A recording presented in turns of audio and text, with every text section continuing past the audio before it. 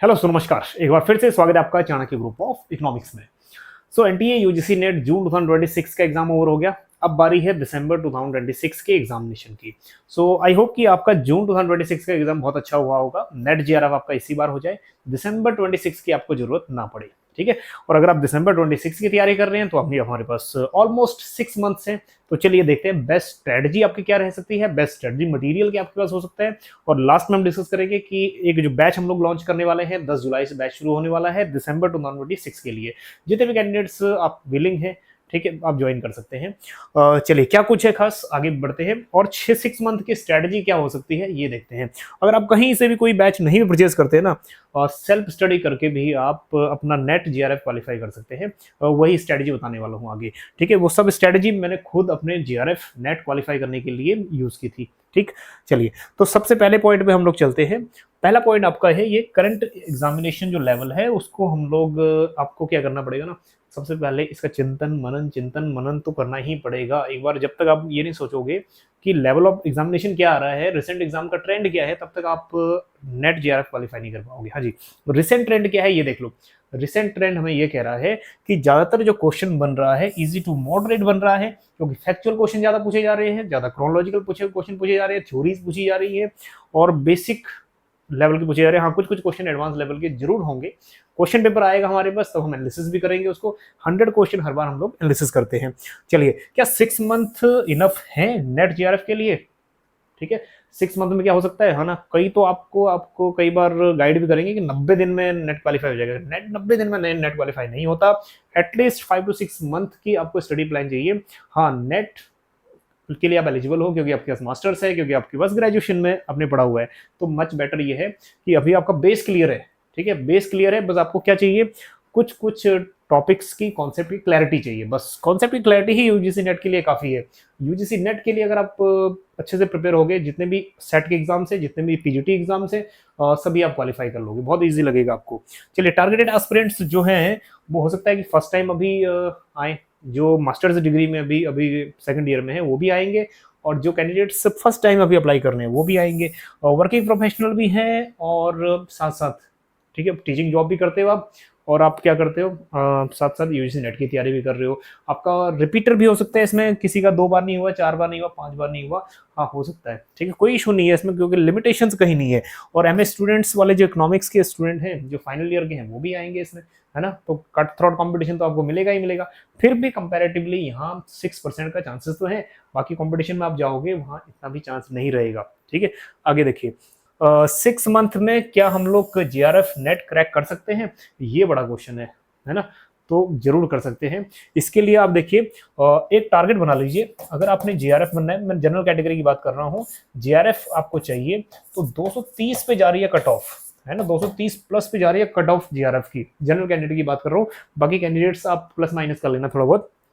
Next, और net के लिए यूजीसी नेट जो है उसके लिए 210 नंबर होना बहुत जरूरी हो गया है।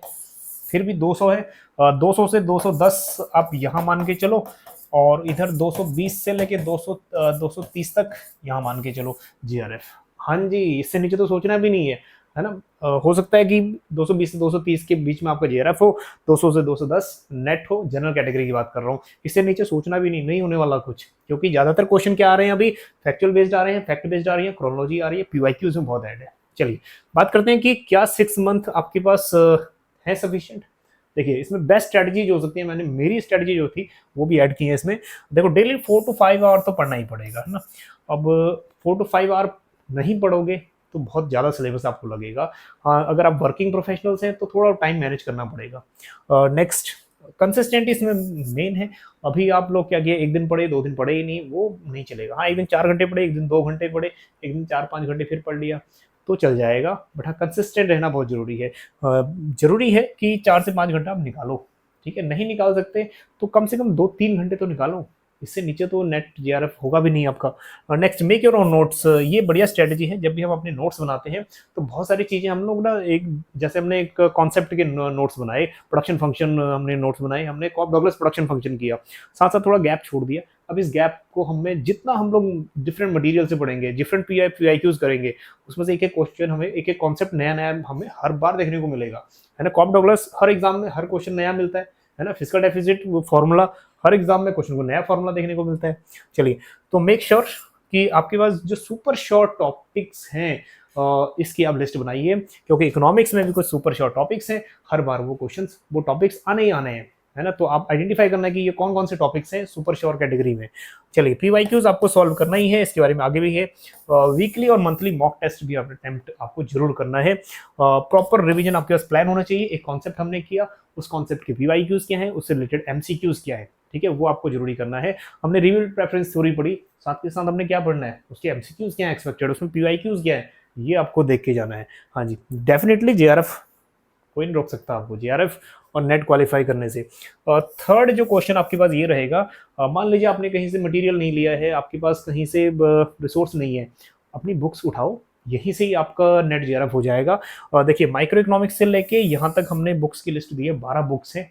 इन 12 बुक्स में से ना जो 2 बुक्स हैं, यहाँ से लिस्ट वेटेज है, इन्वायरमेंटल इकोनॉमिक्स और डेमोग्राफी से कम आता है। इन 10 बुक्स में से भी अगर मैथमेटिकल इकोनॉमिक्स का आप सिर्फ पीवाईक्यूज कर लो और इकोनोमेट्रिक्स का भी आप पीवाईक्यूज अच्छे से कर लो, क्योंकि बहुत सारी यूनिवर्सिटीज में इकोनोमेट्रिक्स पढ़ाया नहीं जाता और मैथमेटिकल इकोनॉमिक्स आपका बेस ठीक है, ठीक ठाक आपका मैथमेटिकल इकोनॉमिक्स है। तो ये पीवाईक्यू से और कॉन्सेप्ट आपको एक टॉपिक बाई टॉपिक आपको कहीं से भी मिल जाएगा, चाहे वो नेट है, यूट्यूब है, वहाँ से मिल जाएगा। बट हाँ, ये आप बुक्स प्रेफर कर सकते हो, ये जो 8 बुक्स है ना, ये आपको जरूर रखनी चाहिए। उसमें से भी आप ज़्यादा वेटेज अगर देखोगे ना कहाँ से आता है, तो माइक्रो नंबर 1, नंबर 2 मैक्रो, ये सबसे ज़्यादा आता है। ग्रोथ एंड इंटरनेशनल ट्रेड, यहाँ से क्वेश्चन आते हैं। ये 4 की बुक्स तो आपके होनी चाहिए, ठीक। बाकी के आप नोट्स वगैरह बना लेना, क्योंकि थोड़ा कम सिलेबस है, माइक्रो मैक्रो वास्ट सिलेबस है, आपको बुक्स रखनी ही है, कॉन्सेप्ट आपको वहां से आना ही आना है भर भर के। तो ये जो 8 फर्स्ट बुक थी वो तो आपको रखनी ही है अपने पास, है ना, कहीं से भी मटेरियल की जरूरत नहीं पड़ेगी। पीवाईक्यूज लगाइए आप, एमसीक्यूज उसके सर्च करिए आप, आजकल तो एआई का जमाना है ना, सर्च करिए इस टॉपिक के एक्सपेक्टेड एमसीक्यूज, बहुत सारे एमसीक्यूज आ जाएंगे आपके पास। चलिए, फोर्थ जो स्ट्रेटेजी आपके पास यह रह सकती है कि प्रीवियस ईयर क्वेश्चंस को आपने अंडरस्टैंड बिल्कुल नहीं करना। इस बार भी कैंडिडेट यही कह रहे थे कि पीवाईक्यूज जो करके गया था वो एज रहेगा, दैट मीन्स वो आगे रहेगा। चलिए, अटेम्प्ट 2014 से लेके 2014 से लेके 26 तक के पीवाईक्यूज आप सॉल्व कर लीजिएगा। आजकल मल्टीपल ये अमेजोन पर भी बुक्स अवेलेबल है जो यूनिट वाइज भी है, और पीवाईक्यूज हमने भी अपलोड किए हैं unit wise, different unit wise आपको ई कंटेंट करके मिल जाएगा अपने एप्लीकेशन में, ठीक है, डिस्क्रिप्शन में भी लिंक दिया हुआ है उसका। चलिए, एटलीस्ट 2 से 3 बार आपको ना पीवाईक्यूज पढ़ने हैं। सिर्फ आपको क्या देखना है, क्या ये क्वेश्चन कैसे आया हुआ है, इस क्वेश्चन का आंसर क्या है, ठीक है। बस ज़्यादा डीप भी नहीं जाओगे, तब भी आपके पास कहीं ना कहीं माइंड में रहेगा एग्जामिनेशन के टाइम में, ठीक है। आई होप की बात समझ आ रही होगी। चलिए, फोकस ऑन यूनिट वाइज और जो आपके टॉपिक वाइज पीवाईक्यूज है उस पर फोकस करेंगे तो बेटर रहेगा। ऑनलाइन बुक्स अवेलेबल है, वहाँ भी देख सकते हो आप। नेक्स्ट, कॉमन मिस्टेक्स जो आपको नहीं करनी, वो देखिए क्या नहीं करना आपको।